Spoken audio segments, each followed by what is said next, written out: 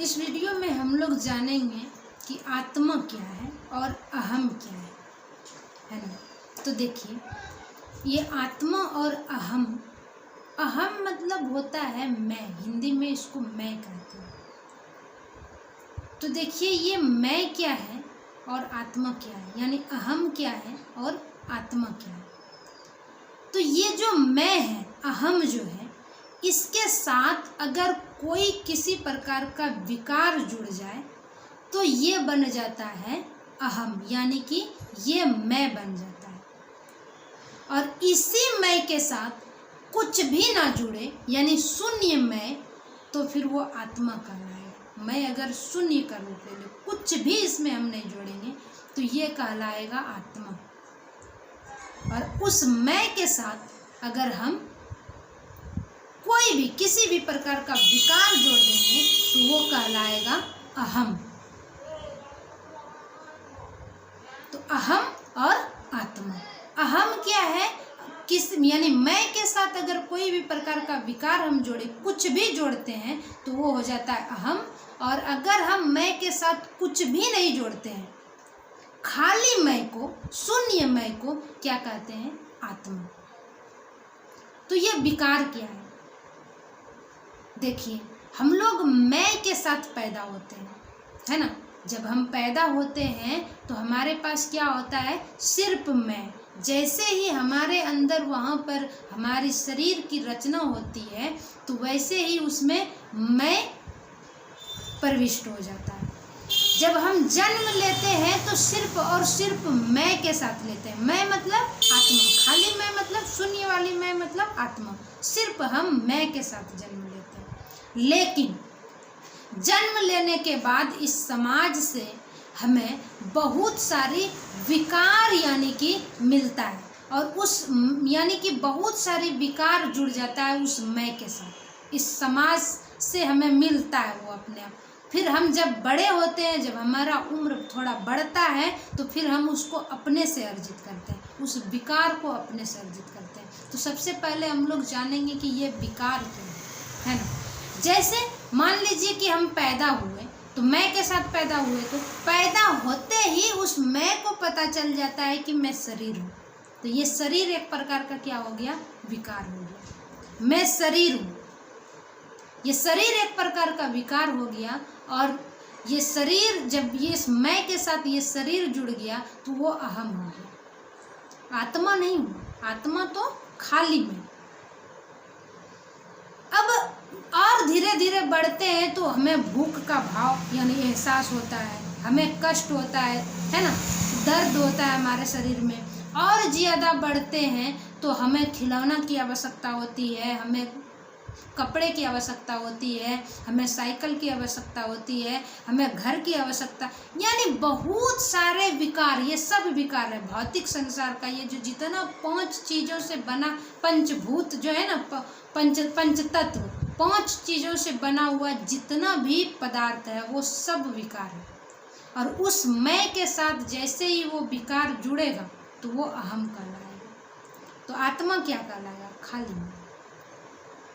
अब जन्म तो लिया था मैं ही, सिर्फ मैं, और यहाँ इस धरती पे आकर के वो अनगिनत विकार को अपने साथ जोड़ लेते हैं, अनगिनत चीज़ों को जोड़ लेते हैं। जैसे मैं ग्रेजुएट हूँ तो ग्रेजुएशन को अपने साथ जोड़ लिए। अपना पहचान ही दे रहे हो ग्रेजुएशन से, अपना पहचान दे रहे हो ये मेरा घर है ना, यानी कि ये मेरा शरीर है, ये मेरा कपड़ा है, ये मेरा जूता है, ये मेरा मोबाइल है, कुछ भी अपना पहचान इस विकार के साथ दे रहे हो, जो कि सत्य नहीं है, वो असत्य है। कहते हैं आत्मा सत्य है, तो सत्य तो वही होगा ना, मैं जिसके साथ कोई विकार ना जुड़ा हो, वही सत्य होगा।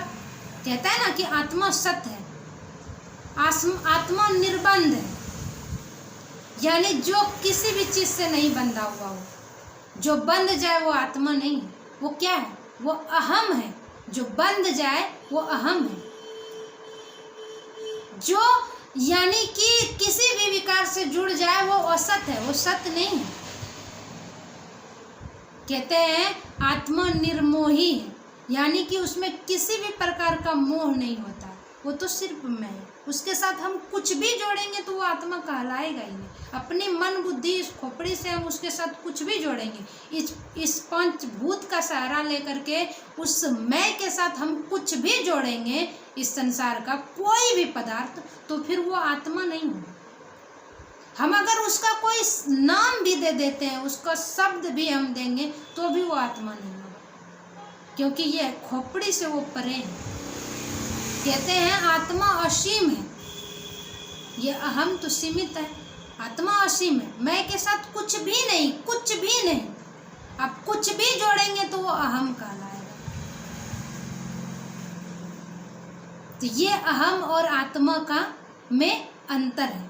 श्रीमद् भागवत गीता में कहते हैं कि आत्मा के बारे में कहते हैं कि आत्मा वो है जिसको यानी कि कोई अग्नि जला नहीं सकता, जिसको पानी गीला नहीं कर सकता, जिसको कोई शस्त्र काट नहीं सकता, जिसको हवा सुखा नहीं सकता, श्रीमद् भागवत गीता में कहते हैं। तो ये जो पंचभूत का जिक्र किया, यानी कि आत्मा को ये पंचभूत टच नहीं कर सकता। और जैसे कि आप लोगों को पता है कि ये पूरा संसार तो पंचभूतों से ही तो बना है। ये पूरा जो पृथ्वी है, ये पूरा जो भी कुछ आप भौतिक चीज़ें देख रहे हैं, भौतिक पदार्थ देख रहे हैं, वो किससे बना है?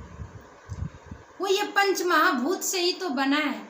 तो जब यहाँ साफ साफ श्रीमद् भागवत गीता में स्टार्टिंग में ही भगवान श्री कृष्ण कहते हैं, शुरू में ही कहते हैं, सबसे पहले तो वो आत्मा को ही समझाते हैं कि आत्मा क्या है।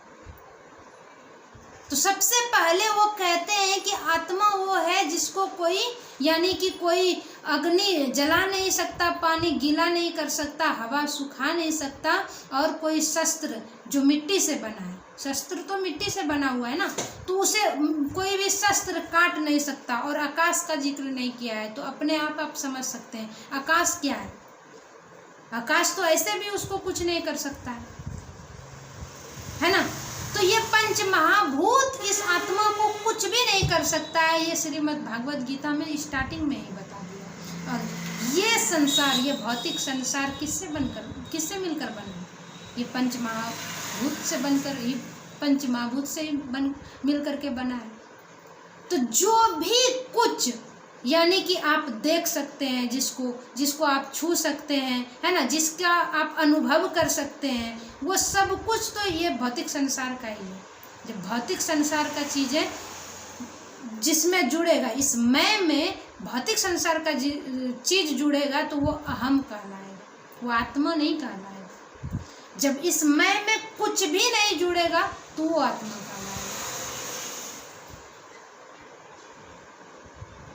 अब जैसे मन और बुद्धि का बात करें, ये भी तो भौतिक संसार का ही पंचतत्व से, ये पूरा शरीर जो है, मैं अपनी बुद्धि से आत्मा के बारे में सोचूं और कुछ बोलूं तो ये क्या मतलब?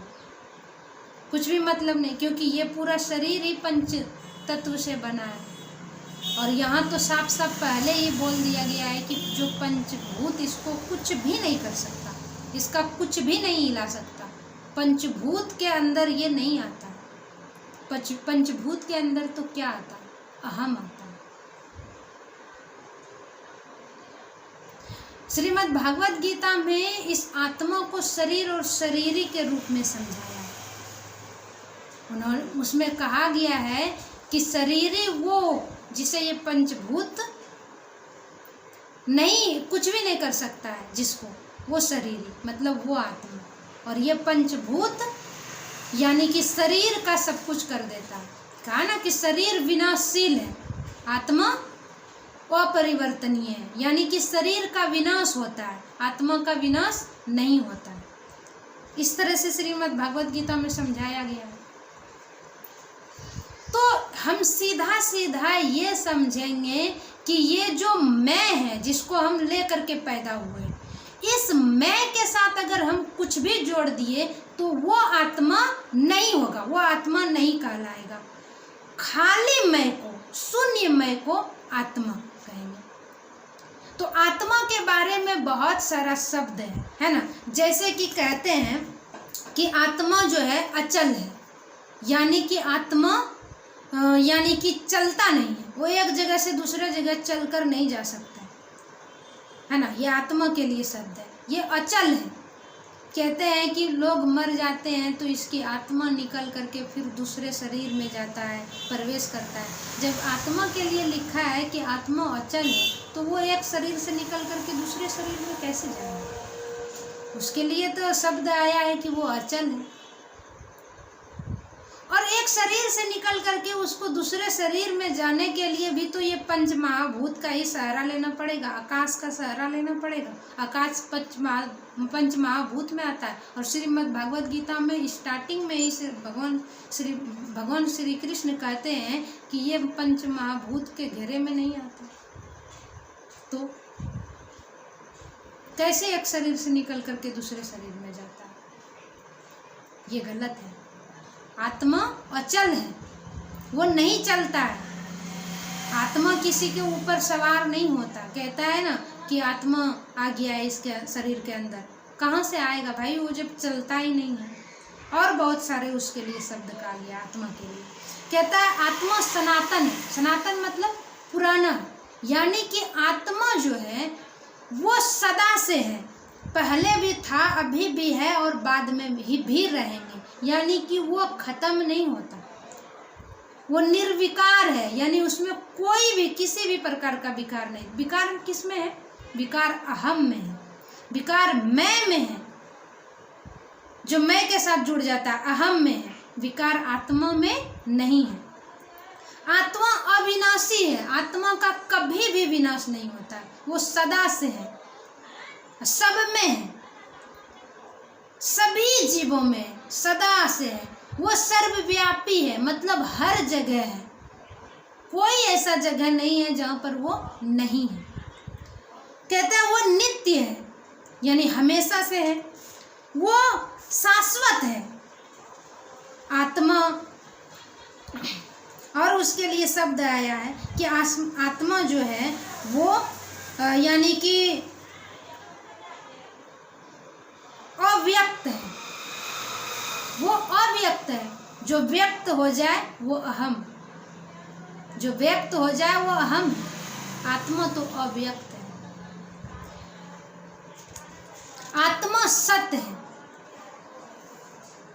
सत्य मतलब वो सत्य है, वही सत्य है, क्योंकि वही है। बाकी तो हूँ है, और हूँ मतलब क्या है? देखिए, जैसे मैं के साथ कोई विकार जुड़ता है तो वो हूँ हो जाता है। कहने का मतलब है, अगर मैं बोलूँ कि मैं शरीर हूँ, ऐसे नहीं ना बोलेंगे मैं शरीर है, मैं शरीर हूँ, तो मैं के साथ शरीर जुड़ा, तो यहाँ पर क्या लगा? हूँ, जो कि विनाश, जिसका विनाश होना, जो कि परिवर्तनशील है, इसका विनाश होना तय है, ये अहम हो गया, इसका विनाश होना तय है। लेकिन अगर हम मैं के साथ कोई विकार ही नहीं जुड़ता तो ये सत्य है, तो इसके साथ क्या लगता है, यानी मैं है, ये हमेशा से है, ये खत्म नहीं होता, ये घटता नहीं, ये बढ़ता भी नहीं, इसलिए ये सत्य है, ये सर्वव्यापी है। ये 1 2 3 4 करके नहीं होता आत्मा, कि मेरा आत्मा अलग, आपका आत्मा अलग, उसका आत्मा अलग, उसका आत्मा नहीं।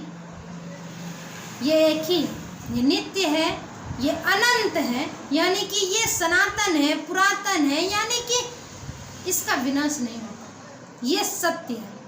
और बाकी जितना भी चीज़ है वो सब क्या है? असत्य, इसका कि विनाश होता है, जो परिवर्तन होता है। तो जितना भी परिवर्तन मान्य चीज़ आपको दिख रहा है वो सब क्या है? अहम है।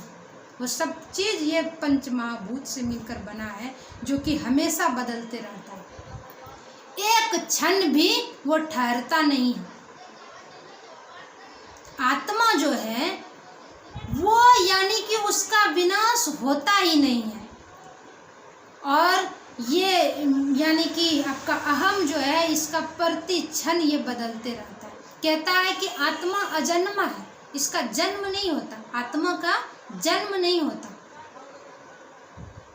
और ये जो अहम है, ये जो जिसको शरीरी कहेंगे, ये देही कहेंगे, तो इसका जो है ये प्रति क्षण बदलता है,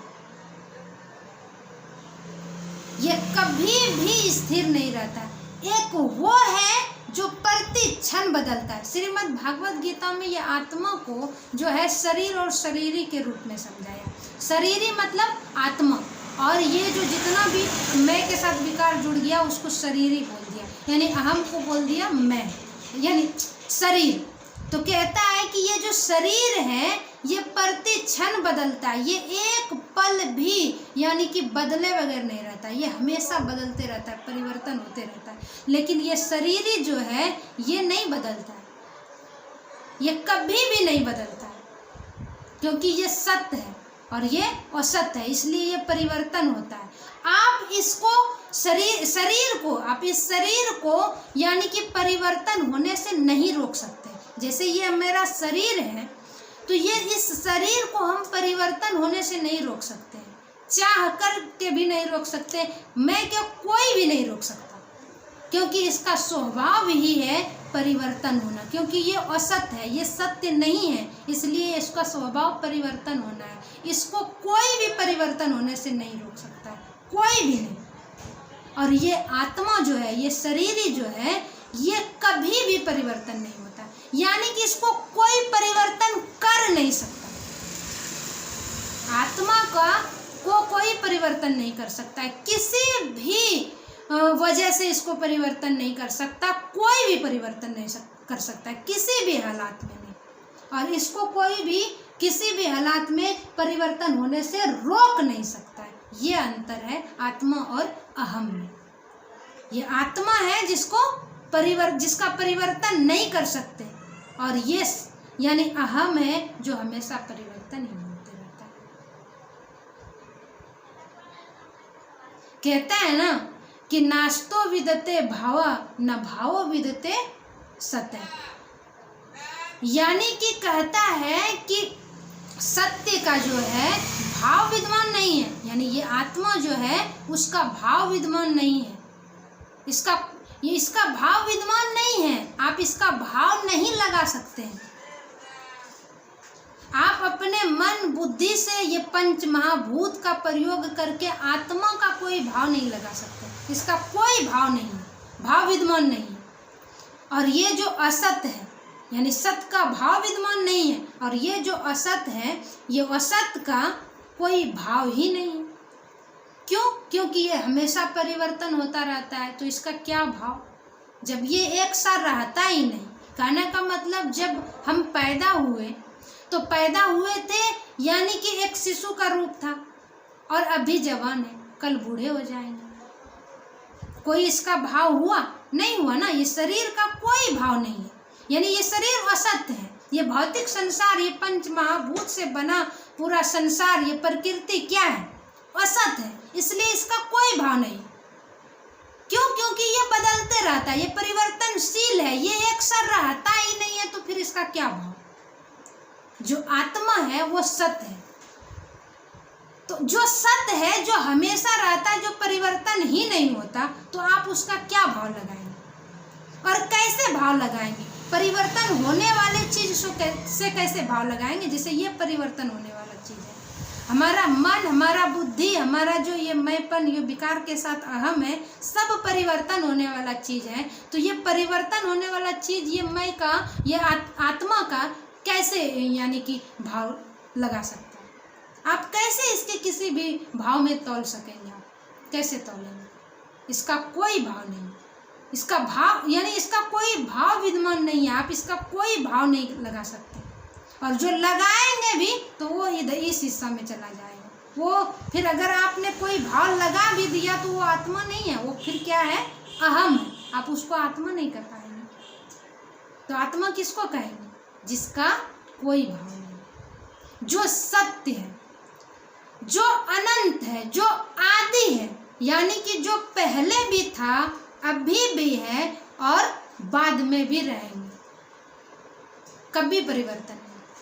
और हम पहले नहीं थे और अभी हैं और बाद में नहीं रहेंगे। तो हम इस आत्मा का कैसे भाव कर सकते हैं? श्रीमद् भागवत गीता में कहते हैं ना भगवान श्री कृष्ण कि ऐसा नहीं है अर्जुन कि मैं, तुम और ये राजा लोग पहले नहीं थे, और ऐसा भी नहीं है कि मैं, तुम और ये राजा लोग बाद में नहीं रहेंगे। ये किस मैं का बात कर रहे हैं? ये आत्मा का बात कर रहे हैं कि ऐसा नहीं है कि आत्मा पहले नहीं था और बाद में नहीं रहेंगे, लेकिन ये शरीर रूप में मैं यानी कि अर्जुन, मैं कृष्ण नाम से जो अभी हैं पैदा हुए हैं, ये कृष्ण, और तुम अर्जुन नाम से जो पैदा हुए हो अर्जुन, और ये राजा लोग जो अभी दिख रहा है तुमको, ये मैं कृष्ण रूप में जो दिख रहा हूँ और जो तुम अर्जुन रूप में दिख रहे हो पैदा हुए, ये नहीं रहेंगे। ये पहले भी नहीं था, पहले कृष्ण नहीं था, पहले तुम अर्जुन नहीं थे, और ये राजा लोग भी नहीं थे, और बाद में भी नहीं रहेंगे। कहने का मतलब ये है कि जिसका आदि और अंत होता है उसका मध्य भी होता है, वही सत्य है। जो आदि और में और अंत में दोनों में हो वही सत्य है, और जिसका आदि नहीं, जिसका अंत नहीं, तो वो मध्य में भी नहीं होता है। कहने का मतलब कि जिसका आदि नहीं, जिसका अंत नहीं, तो अभी जो तुम अपने आप को बोल रहे कि मैं हूँ मैं हूँ मैं हूँ, तो तुम्हारा मध्य भी नहीं है, यानी तुम नहीं रहोगे। कहने का मतलब ये है कि जिसका आदि होता है उसका अंत होता है, यानी कि जो आदि में है और अंत में भी है वो मध्य में भी है। ये जानो कि आत्मा भी है ना, ये समझ लो, ये मानो, यही सत्य है कि आत्मा है, क्योंकि वो आदि में भी था और अंत में भी रहेगा। और तुम आदि में भी नहीं थे, अंत में भी नहीं रहो, क्योंकि अब भी तुम प्रकट नहीं हो। तो तुम्हारा ये जो है मध्य वाला भाग, अभी जो तुम कह रहे हो हूँ मैं हूँ, तो तुम नहीं रहोगे। ये बात को मानो, यही सत्य है। इसलिए अर्जुन शोक मत करो। तुम जो अपने आप को ये शरीर मान के बैठे हो और कह रहे हो कि मैं हूँ, तो ये शरीर जो है ये तो रहने वाला नहीं है। कौन रहने वाला है? इसके अंदर जो खाली मैं है, यानी शून्य में है, यानी आत्मा है, वो रहने वाला है, वो सत्य है, उसे सत्य मानो। और ये जो शरीर दिख रहा है, जितना भी कुछ तुम्हें भौतिक संसार में दिख रहा है, ये परिवर्तन है, ये सत्य नहीं है। इसे तुम मत मानो कि ये सत्य है, ये नहीं रहने वाला है, क्योंकि इसका आदि भी नहीं है, इसका अंत भी नहीं है। ये अभी, इसलिए ये अभी भी नहीं है। तो अभी कौन है? आत्मा है। तो मैं आशा करती हूँ कि आप लोगों को इस वीडियो में आप लोगों को थोड़ा बहुत यानी कि आत्मा और अहम के बारे में यानी कि कुछ यानी कि साफ हुआ होगा, कुछ समझ आया होगा। और वैसे तो मैं कोई ज्ञानी नहीं हूँ जो कि मैं एकदम पूरा आत्मा और अहम के बारे में बता पाऊँगी, लेकिन जितना मैंने श्रीमद् भागवत गीता को पढ़ करके सीखा उसके हिसाब से मैंने ये बताया कि आत्मा क्या है और अहम क्या है। वैसे श्रीमद् भागवत गीता में आत्मा को शरीर और शरीरी के रूप में, देह और देही के रूप में बताया है। तो बात समझने की है, बताया हो किसी भी रूप में, है ना। आत्मा क्या है, उसमें बहुत सारे आत्मा के लिए जो शब्द आया है उस पर चिंतन करने का बात है, उस पर मनन करने की बात है, और सत्य स्वरूप को यानी कि समझने का बात है। जब हम सत्य को जानेंगे, समझेंगे, अपने जीवन में उतारेंगे, मानेंगे उसको, तभी फिर कुछ हो सकता है। तो आज के लिए इस वीडियो में इतना ही।